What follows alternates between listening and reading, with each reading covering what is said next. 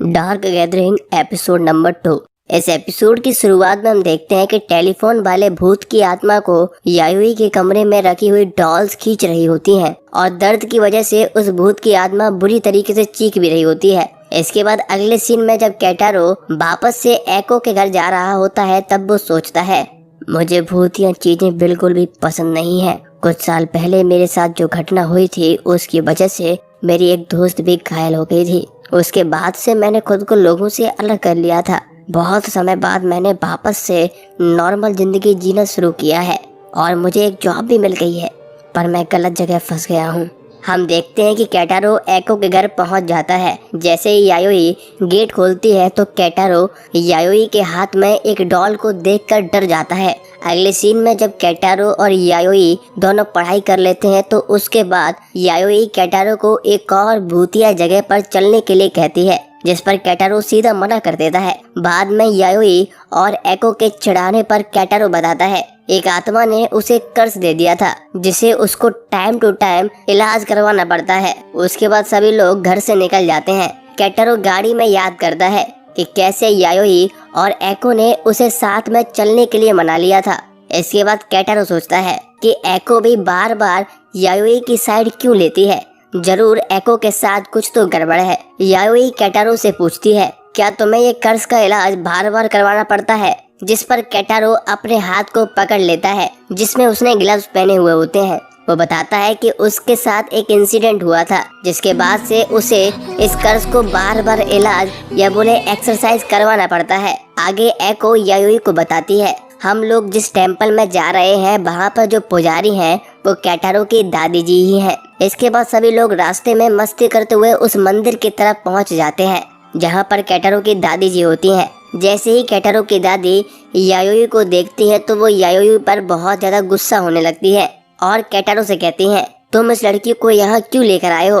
ये लड़की बहुत ही ज्यादा खतरनाक है। इसने अब तक 5 बुद्धा के स्टैचूज को तोड़ दिया है। जिस पर यायोई कहती है, 5 नहीं 7 स्टैचू। जिसके बाद केटारो की दादी जी यायोई को यहाँ से चले जाने के लिए कहती हैं, पर केटारो उन्हें रोक देता है। जिस पर केटारो की दादी पूछती है, तुम मुझे क्यों रोक रहे हो? केटारो कहता है, यायोई मेरी स्टूडेंट है और मैं अभी अपनी सोशल स्किल ठीक करने पर काम कर रहा हूँ। ये सुनकर दादी जी का गुस्सा ठंडा हो जाता है और वो यायोई को वार्निंग देकर छोड़ देती हैं। उसके बाद दादी जी केटारो से कहती हैं, चलो तुम मेरे साथ आओ, कर्ज को एक्सरसाइज करवाने का समय आ चुका है। दादी जी के चले जाने के बाद केटारो यायोई से पूछता है कि क्या तुमने सच में बुद्धा के स्टैचूज को तोड़ा था? जिस पर यायोई बताती है, उनके अंदर बुरी आत्माएं कैद थी और हो सकता है कि उन्हीं में से एक ने मेरी मम्मी को कैद कर लिया हो। ये सुनते ही केटारो को एको की बात याद आती है। अगले सीन में हम देखते हैं कि केटारो की दादी जी और एक और इंसान केटारो के हाथ पर कर्ज को एक्सरसाइज कर रहे होते हैं। दादी जी केटारो को बताती हैं, डेली मेडिटेशन, एक्सरसाइज और अच्छा खाना खाने से दिमाग और शरीर दोनों हेल्दी रहते हैं, जिससे भूत तुम पर आसानी से कंट्रोल नहीं कर पाएंगे। केटारो सोचता है वो कभी भी वापस से नॉर्मल जिंदगी नहीं जी पाता अगर उसकी दादी उसकी मदद नहीं करती। उसकी दादी ने उसे रिकवर होने में बहुत ज्यादा मदद करी है। इसके बाद दादी जी एक तलवार निकालती हैं। हम देखते हैं कि यायोई बाहर से कमरे में झांकने की कोशिश कर रही होती है। एको यायोई को रोक देती है और उसे केटारो के कर्ज वाले हाथ की फोटो दिखाती है। हम देखते हैं कि केटारो के ग्लव वाले हाथ पर सफेद रंग की बहुत सारी नसें होती हैं। एको बताती है ये नसें जब बड़ी हो जाती हैं तो इससे बहुत ही ज्यादा दर्द होता है, इसीलिए केटारो को बार बार यहाँ आना पड़ता है। दादी जी एक पवित्र तलवार से मंत्र पढ़ते हुए इन नसों को धीरे धीरे काट देती हैं। जब यायोई केटारो के हाथ की फोटो देखती है तो वो कहती है, यहाँ पर कुछ तो गलत है। अगले सीन में हम देखते हैं कि कर्ज की एक्सरसाइज होने के बाद केटारो और दादी जी एक जगह पर बैठे होते हैं और दोनों ही लोग बहुत ही ज्यादा थक गए होते हैं। तभी वहाँ पर एको और यायोई आ जाते हैं। केटारो वहाँ से वॉशरूम के लिए चला जाता है। केटारो की कटी हुई नसों को देखकर यायोई दादी से कहती है, क्या मैं इन्हें ले सकती हूँ?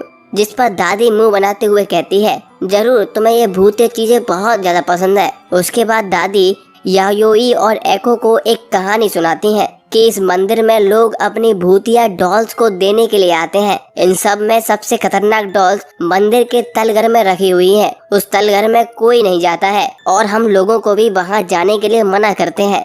अगले सीन में हम देखते हैं कि केटारो को रास्ते में एक डॉल मिलती है। जैसे ही केटारो उस डॉल को उठाता है तो उसे अचानक से कुछ होने लगता है और वो सोचता है कि ये डॉल उसकी दादी ने यहाँ पर गलती से डाल दी है और उसे ये डॉल वापस से मंदिर के तलघर में रख देनी चाहिए और वो तलघर की तरफ चल देता है। आगे दादी बताती हैं कि जो भी उस तलघर में जाता है वहाँ पर रखी हुई डॉल्स उस इंसान की बॉडी के अंदर घुस जाती हैं और उन्हें कंट्रोल करने लगती हैं। ये सुनकर एको बहुत ज्यादा डर जाती है। हम देखते हैं कि केटारो के हाथ में एक डॉल होती है जिसके लंबे लंबे बाल होते हैं और उसने एक रेड कलर की ड्रेस भी पहनी हुई होती है।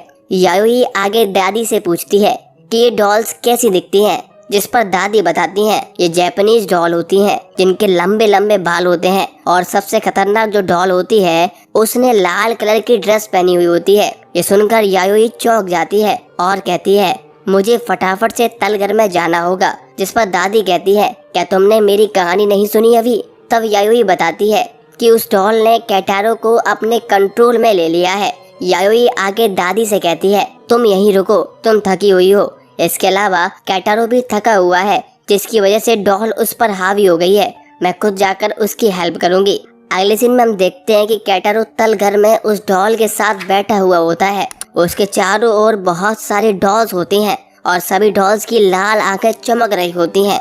हम देखते हैं कि केटारो के पास जो डॉल होती है उसके बाल केटारो के मुंह के अंदर जा रहे होते हैं। तभी केटारो को होश आ जाता है। केटारो उस डॉल के बालों को मुंह से निकालने का ट्राई करता है पर केटारो कुछ भी नहीं कर पाता। केटारो को उसकी दादी की बात याद आती है जो केटारो को तलघर में जाने के लिए मना कर रही होती है। उसके बाद धीरे धीरे केटारो बेहोश होने लगता है पर तभी वहाँ पर यायोई आ जाती है। यायोई पवित्र तलवार से सबसे पहले डॉल के बालों को काट देती है। यायोई कहती है तुम्हें इंसानों को वश में करने की परमिशन किसने दी? और उसके बाद उस डॉल का सर काट देती है। उसके बाद यायोई बाकी सभी डॉल से कहती है अगर तुम लोगों ने फिर से किसी इंसान को अपने कब्जे में करने की कोशिश करी तो मैं सबका सर काट दूंगी। उसके बाद सभी आत्माएं यायोई से डर जाती हैं और डॉल्स की चमक रही आँख बंद हो जाती हैं। तभी वहाँ पर एको और दादी जी आ जाती हैं। यायोई केटारो के मुंह से डॉल के बालों को निकाल देती है और केटारो को बचा लेती है। केटारो सोचता है कि इस बार तो मैं खुद अपनी गलती से यहाँ पर फंसा हुआ था। तब भी यायोई ने अपनी जान की परवाह किए बिना मुझे बचा लिया और वो अपनी दादी की बातों को याद करता है जब वो दादी यायोई पर गुस्सा हो रही थी। इसके बाद सभी लोग वापस से घर जाने लगते हैं। केटारो की दादी सभी को सेफ्टी से घर जाने के लिए कहती है। केटारो आगे दादी से कहता है मैं ये आपको पहले नहीं कह सकता था पर यायोई एक अच्छी लड़की है। इसके अलावा अगर मैं अपनी जॉब की बात करूं तो यायोई मेरी पहली स्टूडेंट है और मैं उसका ख्याल रखना चाहता हूं। ये सुनकर दादी जी चौंक जाती हैं। उसके बाद दादी जी कहती हैं जो बुद्धा के स्टैचूज इसने तोड़े हैं वो इसे परेशान करेंगे। उनसे बचने के लिए तुम लोग यहाँ से जाते समय कोई गिफ्ट ले लेना और उनकी प्रार्थना करना। दादी आगे कहती हैं केटारो तुम भूतों को महसूस कर पाते हो, ये कोई बुरी बात नहीं है। इसका यूज करके तुम अपनी फैमिली और दोस्तों को बचा सकते हो और अगर कुछ होता है तो फिर मैं तुम्हारे साथ तो हूँ ही।